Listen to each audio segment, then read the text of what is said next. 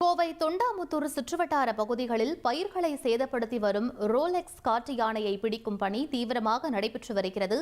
மயக்க ஊசி செலுத்திய நிலையில் மாயமான காட்டு யானையை வனத்துறையினர் தீவிரமாக தேடி வருகின்றனர்.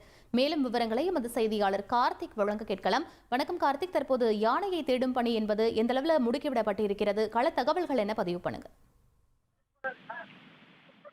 தொண்டாமுத்தூர் அடுத்த நரசிபுரம் உள்ளிட்ட பகுதிகளில் கடந்த ஒரு மாதமாக ஒற்றை காட்டு யானை, அதாவது ரோலக்ஸ் என்று அழைக்கப்படக்கூடிய ஒற்றை காட்டு யானை விவசாய நிலங்களை சேதப்படுத்துவது மற்றும் விளைபொருட்களை சேதப்படுத்துவதாக விவசாயிகள் தொடர் குற்றச்சாட்டுகள் வைத்திருந்தனர். இது தொடர்பாக மாவட்ட நிர்வாகம், வனத்துறையினர் இணைந்து கும்கி யானை உதவியுடன் அந்த ரோலக்ஸ் என்று அழைக்கக்கூடிய ஒற்றை காட்டு யானையை மயக்க ஊசி செலுத்தி பிடித்து அடர் வனப்பகுதி விடுவதற்கான பணிகள் கடந்த 10 நாட்களாக நடைபெற்று வந்தது.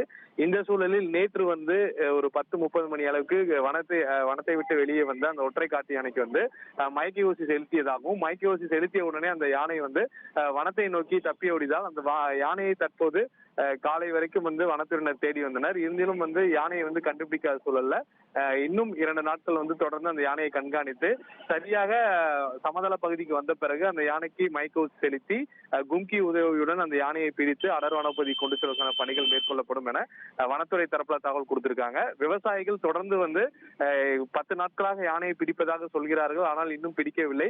உடனடியாக இங்கிருந்து பிடித்து அந்த யானையை அடர் வனப்பகுதி கொண்டு போக வேண்டும் என கோரிக்கை விடுத்து வருகின்றனர்.